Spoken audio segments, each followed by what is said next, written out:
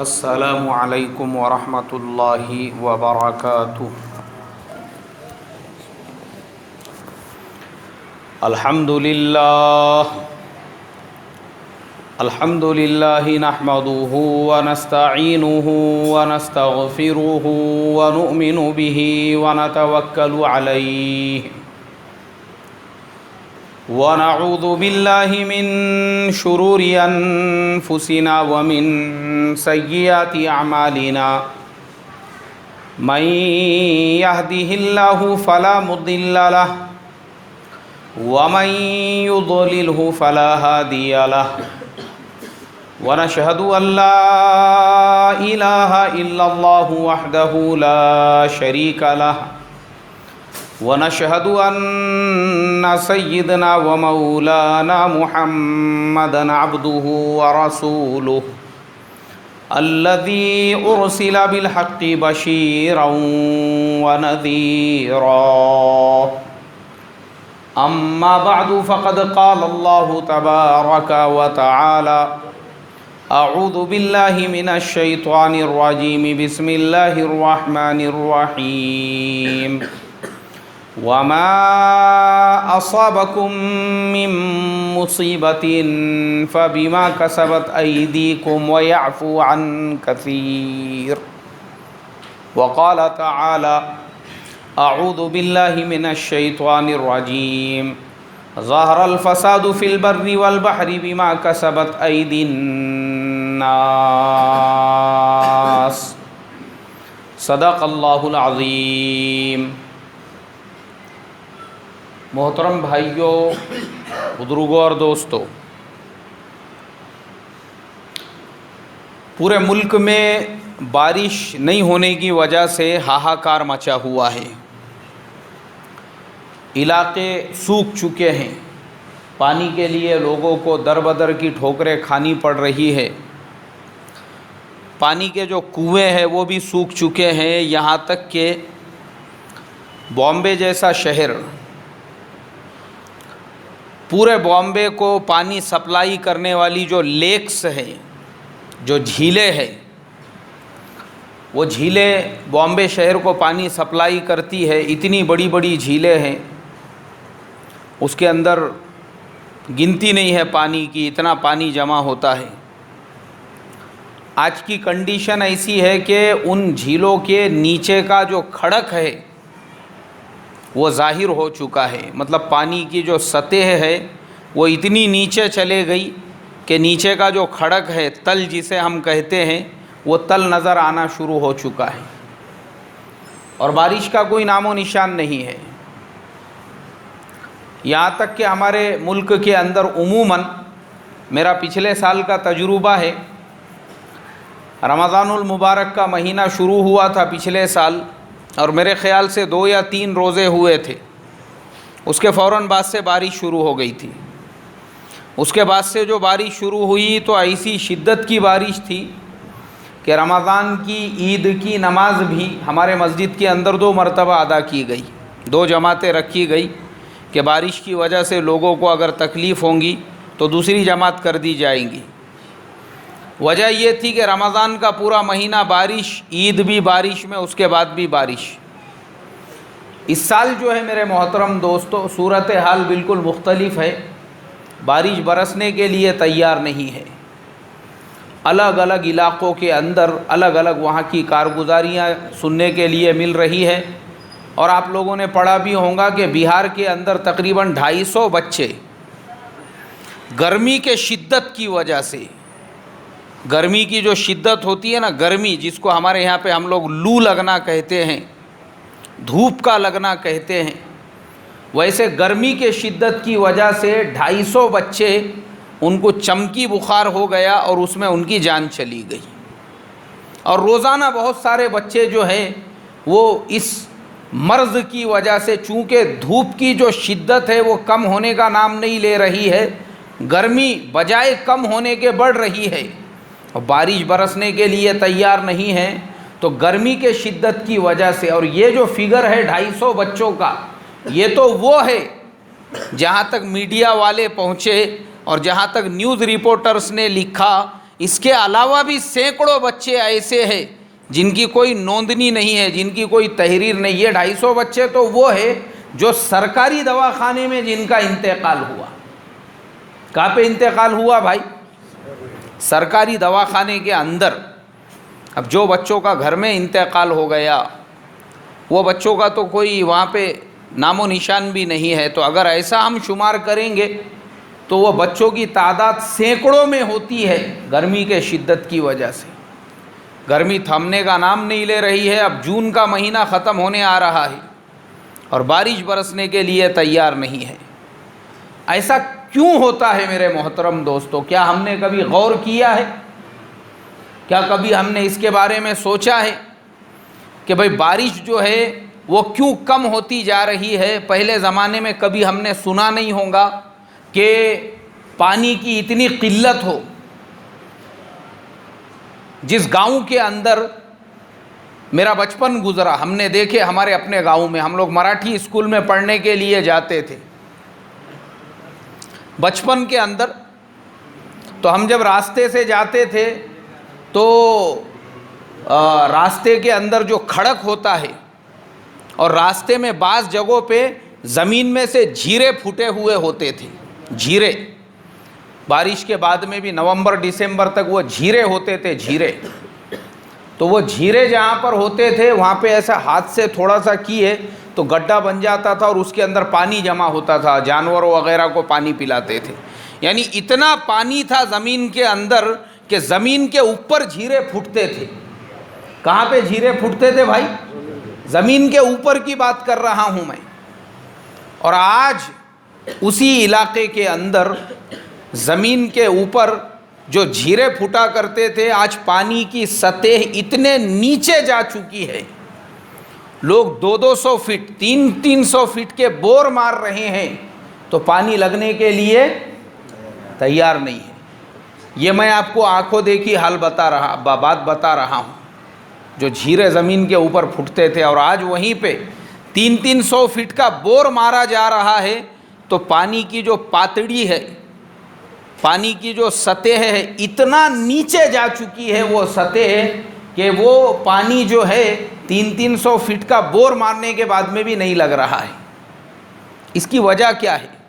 اس کا ریزن ہم نے کبھی غور کیا ہے کہ پہلے زمانے میں اتنی بارش کی کثرت ہوتی تھی، ندی کے اندر 12 مہینے پانی بہتا تھا، اور آج اگر آپ دیکھیں گے آپ کو کئی ندیاں ایسی ملیں گی کہ بارش کے 4 مہینے کے بعد 5ویں مہینے سے وہ سوکھ جاتی ہے، اس میں پانی نہیں رہتا۔ کیوں ہو رہا ہے ایسا؟ اس کی وجہ ہم کو اگر تلاش کرنا ہے تو اللہ کے نبی صلی اللہ علیہ وسلم کی حدیث اور قرآن پاک کے اندر تلاش کرنا پڑے گا۔ اللہ کے نبی صلی اللہ علیہ وسلم نے بارش کے نہیں برسنے کا جو ریزن ہے اس کو ایک حدیث کے اندر بیان کر دیا۔ حضرت ابو بریدہ رضی اللہ تعالیٰ عنہ فرماتے ہیں، میں نے نبی اکرم صلی اللہ علیہ وسلم سے سنا، اللہ کے نبی صلی اللہ علیہ وسلم نے فرمایا، جو قوم زکوٰۃ کو روک دیتی ہے اللہ تبارک و تعالی اس قوم کے اوپر بارش کو روک دیتا ہے۔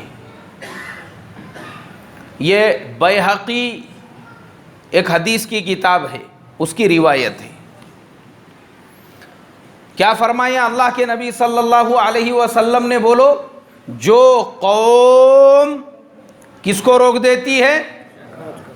کس کو روک دیتی ہے؟ زکوٰۃ کو روک دیتی ہے۔ اللہ اس قوم پہ کیا روک دیتے ہیں؟ بارش کو روک دیتے ہیں۔ مطلب اللہ تعالیٰ کا جو حساب کتاب ہے وہ ایک دم کیش کے لین دین کا حساب کتاب، ادھاری کا نہیں ہے، نقدی کا حساب کتاب۔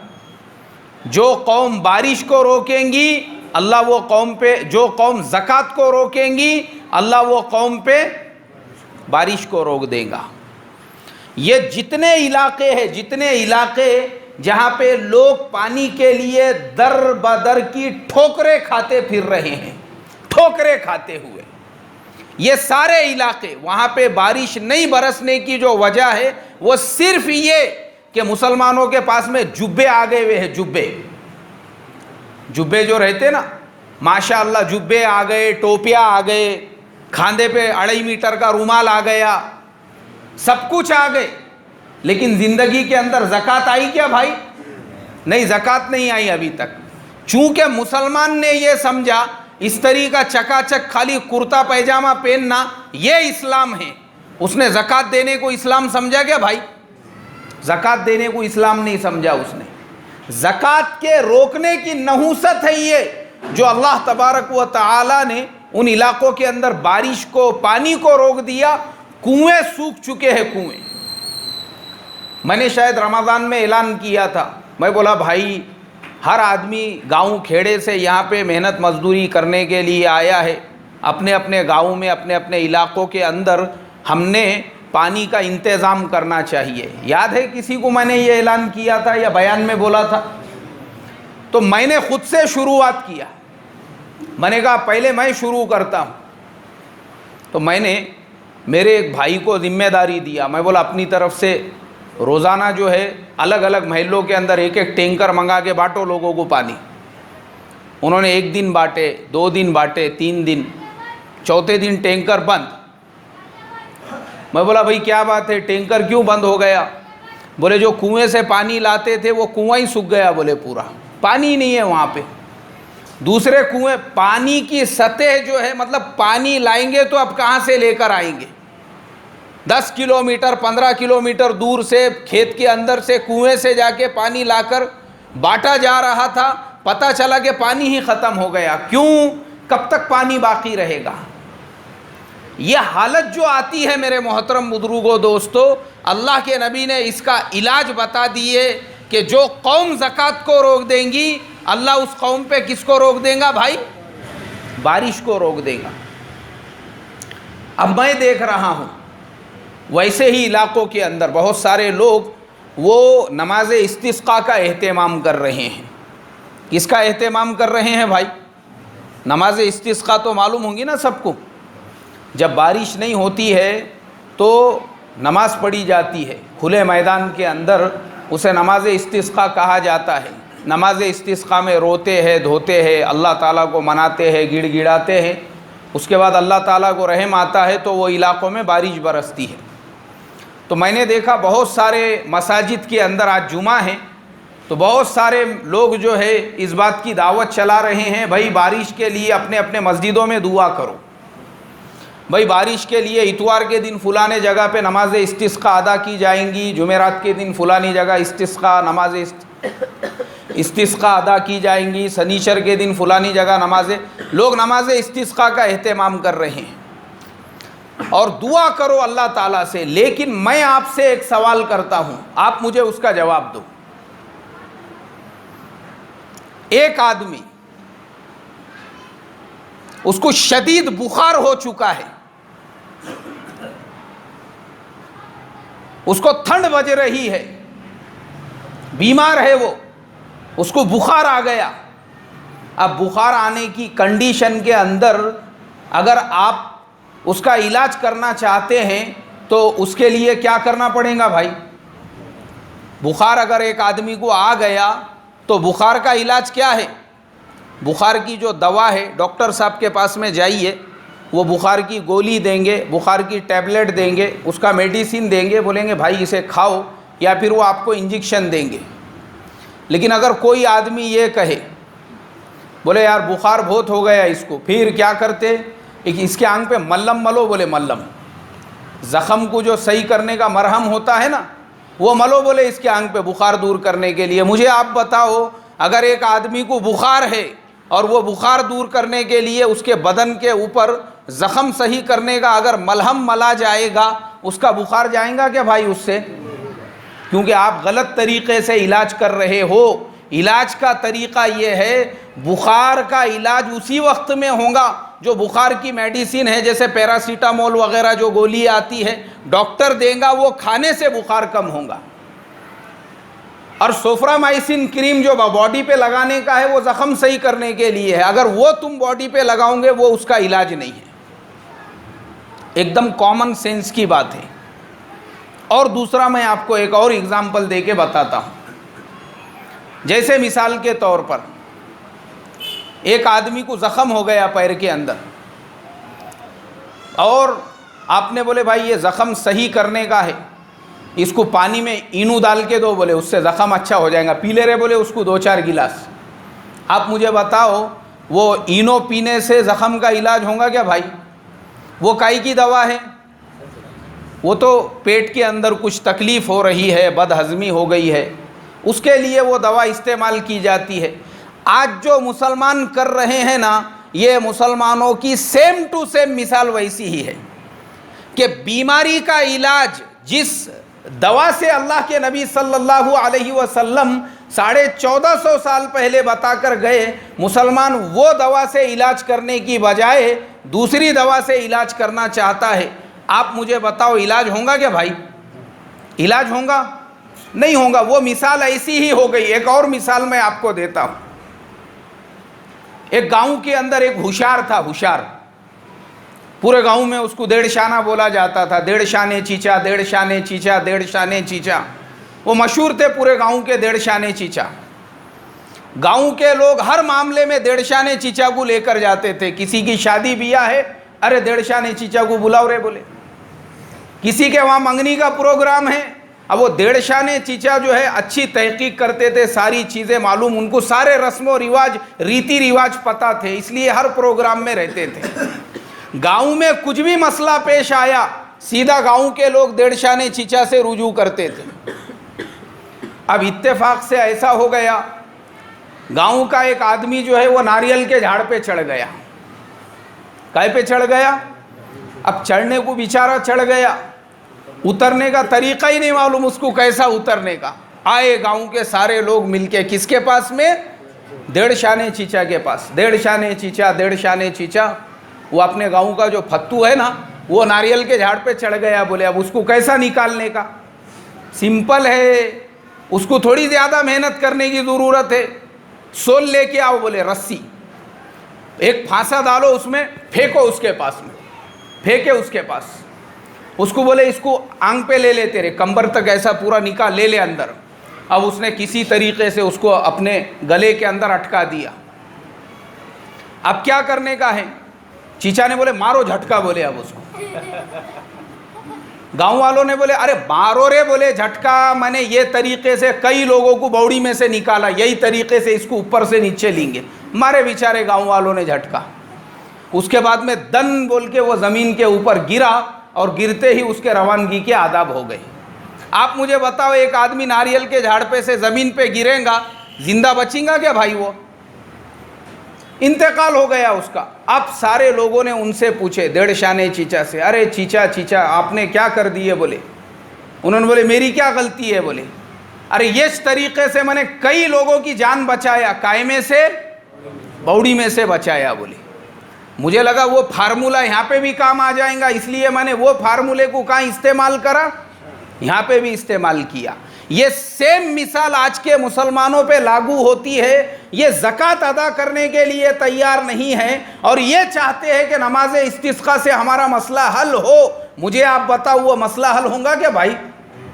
نہیں حل ہوگا۔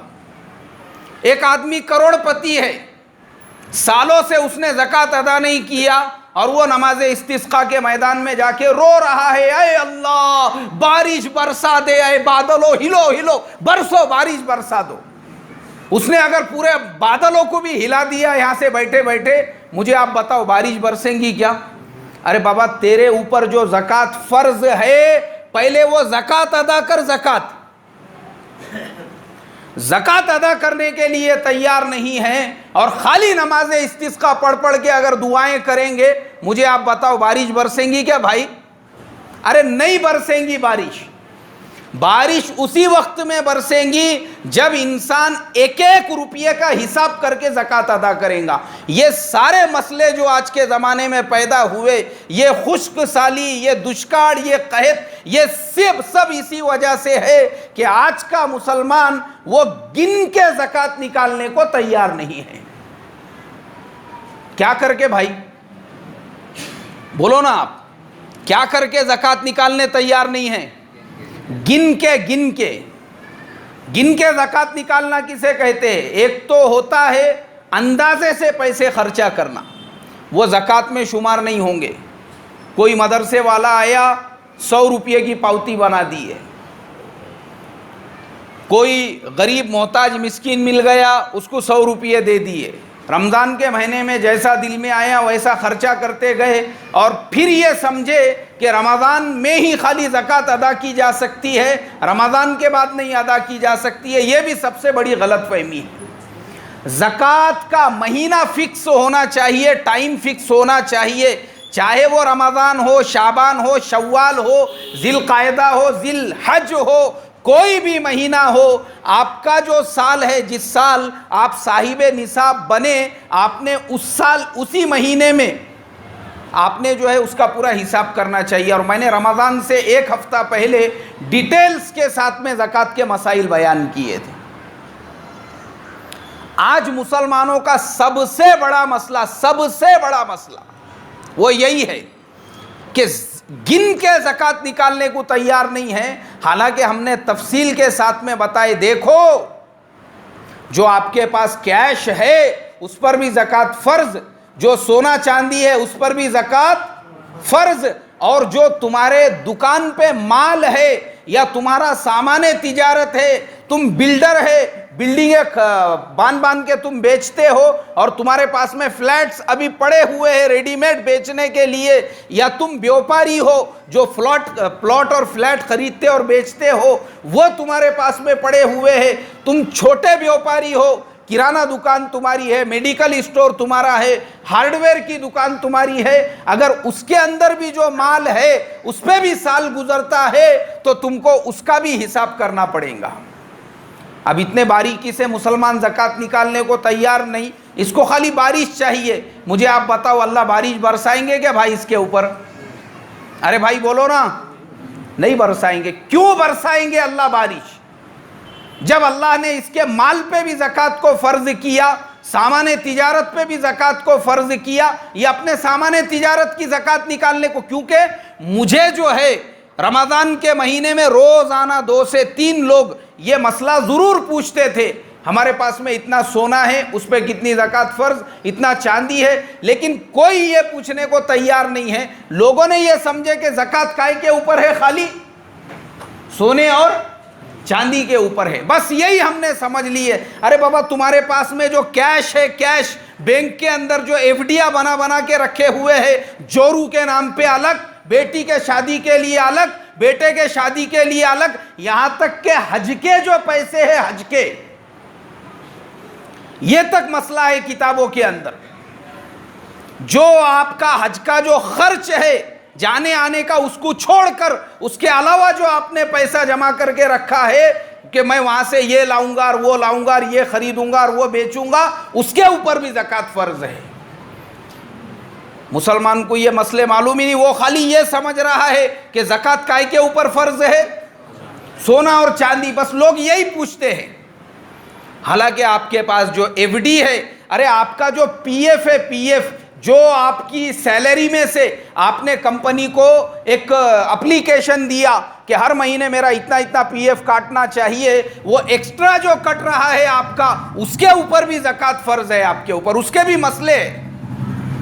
لیکن اگر آپ گورنمنٹ امپلائی ہے اور سینٹرل یا اسٹیٹ گورنمنٹ جو اپنی طرف سے آپ کو دے رہی ہے, اس پہ اس وقت تک زکوٰۃ فرض نہیں ہوں گی جب تک کہ وہ پیمنٹ آپ کے ہاتھ میں نہیں آ جاتا, اس کا مسئلہ الگ. لیکن ہمارے یہاں تو عموماً ہم لوگ پرائیویٹ جاب کرنے والے, اور پرائیویٹ کمپنیوں میں جس وقت میں انٹرویو ہوتا, ہم جب فارم بھرتے ہیں وہ خود پوچھتے ہیں آپ کا کتنا ہر مہینے کو کاٹنا ہے, ہم اپنے مرضی سے کٹواتے ہیں. اس کا مطلب ہم اپنے مرضی سے ہر مہینے سیونگ کر رہے ہیں, جیسے بینک میں سیونگ کرتے ہیں. زکوٰۃ فرض ہے اس کے اوپر. یہ مسئلے ہم کو معلوم ہی نہیں ہے.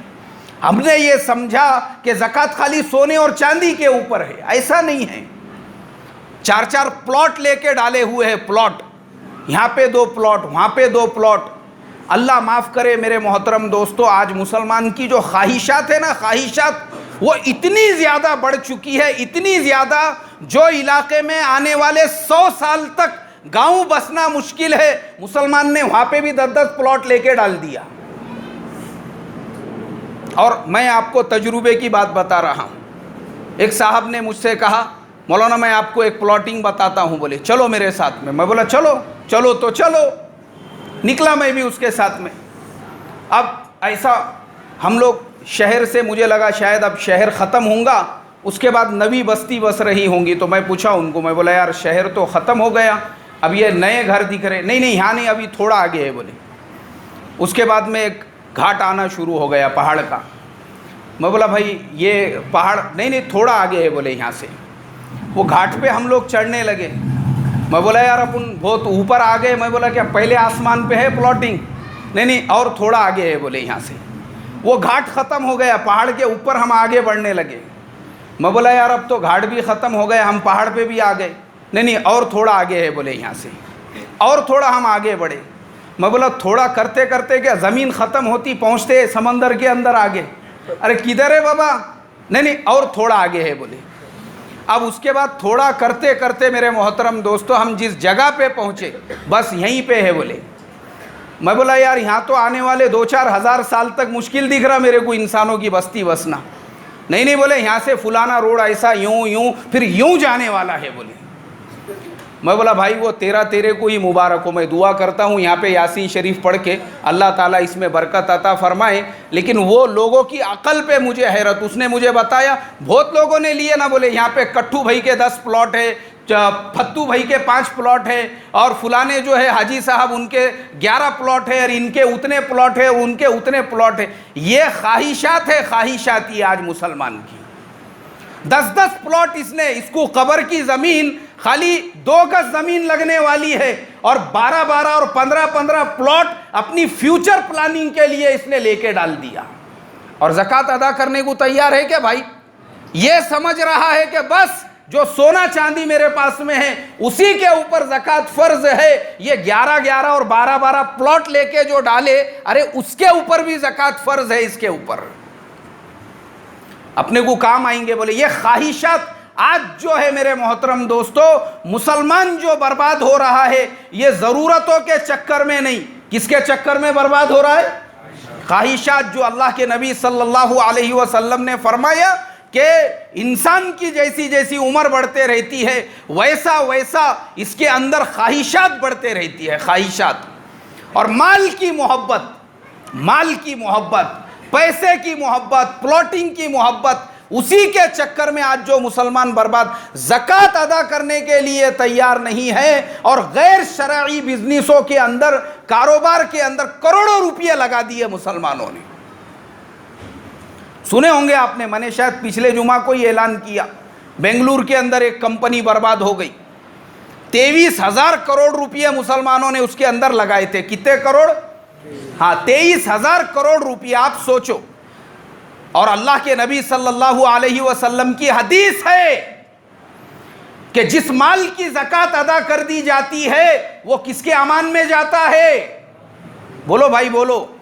اللہ کے امان میں. اس مال کا سیکیورٹی, اس مال کی حفاظت کون کرتے ہیں بھائی؟ اللہ تعالیٰ کرتے ہیں. اور قرآن کی جو آیت میں نے شروع میں پڑھی, ظہر الفساد فی البر والبحر بما کسبت ایدی الناس, اور اس سے پہلے کی آیت, ان آیتوں میں اللہ وہی فرماتے ہیں کہ سمندروں میں اور خشکیوں میں جو مال برباد ہوتا ہے وہ وہی مال ہوتا ہے جو تمہارے اپنے ہاتھوں کی وجہ سے, مطلب جن مالوں میں تم اللہ کا حکم ادا نہیں کرتے, وہی مال برباد ہوتا ہے. اور میں نے یہ واقعہ پڑھا ہوں حضرت امام ابو حنیفہ رحمۃ اللہ علیہ کا. وہ بیٹھے ہوئے تھے, ایک آدمی آیا اور اس نے آ کر کہا کہ حضرت آپ کا جو فلانا کپڑوں کا جہاز پانی کے اندر آ رہا تھا وہ جہاز ڈوب گیا. حضرت امام ابو حنیفہ رحمۃ اللہ علیہ, آپ سوچو, میں ٹاٹا 407 کی بات نہیں کر رہا ہوں. کس کی بات ہو رہی ہے بھائی یہاں پہ؟ جہاز کی بات ہو رہی ہے, جہاز کی. ہمارا حال تو یہ ہے کہ اگر کاندے بٹاٹے بھی ٹاٹا 407 میں آ رہے اور پتہ چلا وہ پنکچر ہو گیا تو بی پی یہیں پہ آدمی کا ہائی ہو جاتا. ارے کہاں پنکچر ہوا؟ بولے فلانی جگہ کے اوپر. ارے مال پورا خراب ہوں گا, بھیج دوسری گاڑی بھیج, نہیں تو جلدی دیکھو اس کا کچھ تو بھی اسٹیپنی ہے کہ نہیں اس کے پاس میں. ہم ایسا کریں گے کہ نہیں کریں گے؟ لیکن وہ امام ابو حنیفہ رحمۃ اللہ علیہ آ کر خادم یہ کہتا ہے کہ حضرت جہاز میں اتنا بڑا کاروبار تھا کہ کپڑا جہازوں میں آتا تھا, خادم نے آ کر کہا کہ حضرت آپ کے کپڑوں کا جہاز ڈوب گیا. وہ بیٹھے ہوئے تھے ٹیکا لے کے, وہ ایسا اٹھ کے بیٹھے اور برابر سے انہوں نے ٹیکا لیے اور کہا کہ میرا جہاز نہیں ڈوبا. کیا کہا بھائی انہوں نے؟ میرا جہاز نہیں ڈوبا. وہ خادم پریشان ہو گیا, اس نے کہا نہیں نہیں حضرت دیکھو ابھی اور کوئی آپ کو اطلاع دیں گا, کیونکہ سمندر سے آدمی آیا ہے. فوراً ایک دوسرا آدمی آیا دوڑتے ہوئے, اس نے آ کر کہا حضرت حضرت بولے آپ کے لیے انتہائی بری خبر ہے, آپ کا جہاز ڈوب گیا سمندر کے اندر. ان کے پیشانی پہ ایسا بل تک نہیں آیا, بل. انہوں نے کہا کہ میرا جہاز نہیں ڈوبا. کیا کہا بھائی انہوں نے؟ میرا جہاز نہیں ڈوبا. لوگ پریشان ہو گئے, حضرت آپ کا ہی جہاز ڈوبا ہے, آپ کیسے کہتے ہیں میرا جہاز نہیں ڈوبا؟ سب آپس میں چرچا ہو رہی, وہ پھر بھی بیٹھے رہے. تیسرا آدمی آیا, کیونکہ کوفہ اور بصرہ جو ہے وہ ایک دوسرے کو لگ کے ہے. امام ابو حنیفہ رحمۃ اللہ علیہ یہ کوفہ کے رہنے والے تھے, اور آج بھی عراق کا سب سے بڑا جو مینا ہے, سب سے بڑا جو پورٹ ہے جہازوں کا, وہ بصرہ کے اندر ہی ہے. آیا ایک تیسرا آدمی دوڑتے ہوئے, اس نے کہا حضرت حضرت آپ کے لیے انتہائی بری خبر, آپ کا جہاز ڈوب گیا ہے. انہوں نے کہا کہ بھائی میرا جہاز نہیں ڈوبا, میرا جہاز نہیں ڈوبا, میرا جہاز نہیں ڈوبا.